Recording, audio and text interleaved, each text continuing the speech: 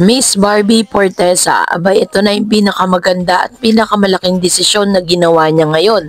David Licauco, ano nga ba ang kanyang kaganapan? But before that, if you haven't subscribed yet to my YouTube channel, please don't forget to like, share, and subscribe at hit mo na rin ang notification bell for more showbiz updates. Of course, bago tayo magpatuloy sa ating updates for today's video, nais kong pasalamatan kayo for always watching and trusting this channel. Thank you so much sa inyong laging panonood at palagi ang pagsubaybay sa mga updates po natin. Maraming salamat po. Bago tayo dumako sa ating topic, meron tayong tinatawag na comment of the day, kung saan meron tayong napiling mga comments sa comment section.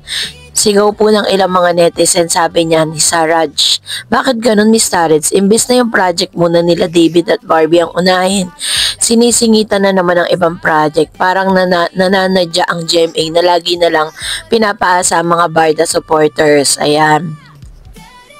I understand exactly how you feel, Miss Saraj, kasi talagang almost 1 year na rin po kasi nag-aantay ang ilan sa mga Barda fans ng project po ni Barbie at saka ni David. Sabi ni Miss Elena, ang Barda muna ang bigyan ng project GMA, David at Barbie.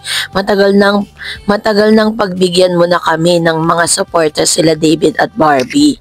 Ayan, ito yung ilan sa mga panawagan ng mga netizen patungkol nga doon po sa pinapromise ng GMA, na parang proyekto po ni Barbie. Yung talagang solid na kanila talaga kasi yung last project kasi ni Miss Barbie na kasama si Mr. David Licauco, yung pong siya po ay nag-guest sa Beauty Empire.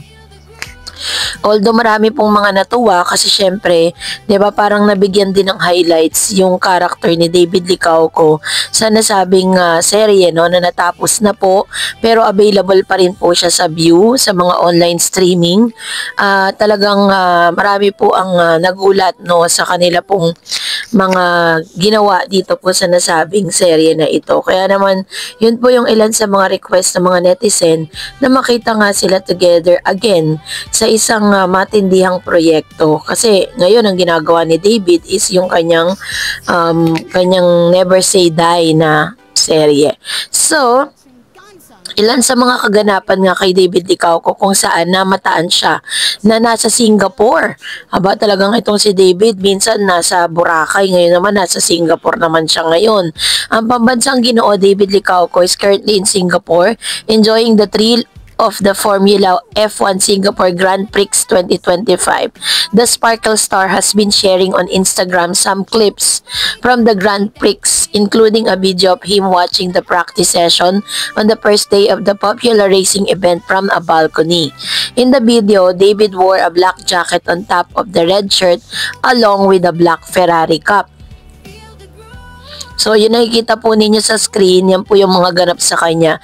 In another Instagram post, David could be seen watching the second day of Singapore Grand Prix dressed in a white and red ensemble which he complete with another Ferrari Cup, this time in the color red.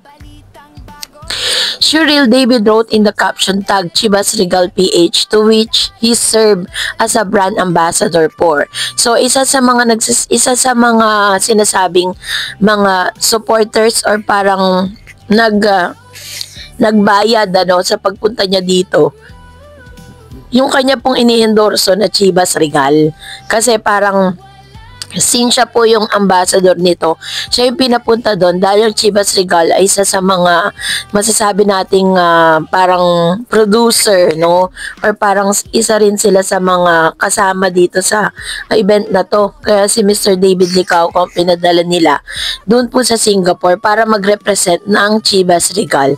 David also gave a pic of his experience at the Grand Prix on the Instagram stories and even shared the photo of Ferrari's Charles Leclerc being interviewed in one of his posts.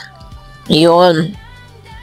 So kasama niya dito si Miss Carla Abellan iba't ibang mga celebrity nga po ang namataan sa nasabing event, ano, na talagang in-enjoy po ni Mr. David Licauco yung kanyang panonood nito pong racing na to, no. And makikita natin talagang si Mr. David na po is talagang nag-explore siya sa maraming bagay kasi this is gonna be the first time na makita natin si David na nag-enjoy siya at pinanonood nga yung ganitong klaseng ano to pang mayaman talaga tong ano na to itong sports na yan, di ba? So, anyways, hinangaan naman po ng marami, no? Kasi sinasabing, ito na yata yung pinakamagandang desisyon na ginawa ni Barbie Forteza sa kanyang buhay kung saan nagkaroon po siya ng donation drive, no?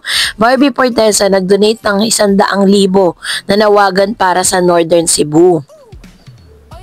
Certified leading lady si Barbie Forteza pagdating sa pagtulong lalo na para sa mga biktima ng nangyaring malakas na lindol. Ipinamalas ng Kapuso actress ang kanyang golden heart nang mag-donate siya ng 100,000 para sa mga batang naapektuhan ng magnitude 6.9 na lindol sa Cebu.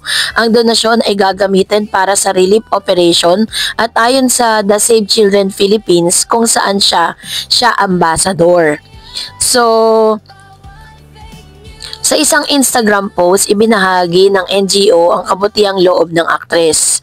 Children in Cebu are still reeling from the earthquake and aftershocks. We some forced to sleep outside in the rain to support urgent relief and children's education. Sparkle Gem actress and Save the Children Philippines Ambassador Barbie Forteza donated 100,000 for a response and called on the public to help children in need. Caption ng organisasyon. So, mensahe pa nila, thank you Barbie for standing for and with children in this difficult time. Sa isang statement na ibinahagi rin ng Save the Children, nagpahayag siya ng pagkabahala para sa mga bata sa Northern Cebu na hanggang ngayon ay ramdam pa rin ang pinsalang iniwan ng kalamidad.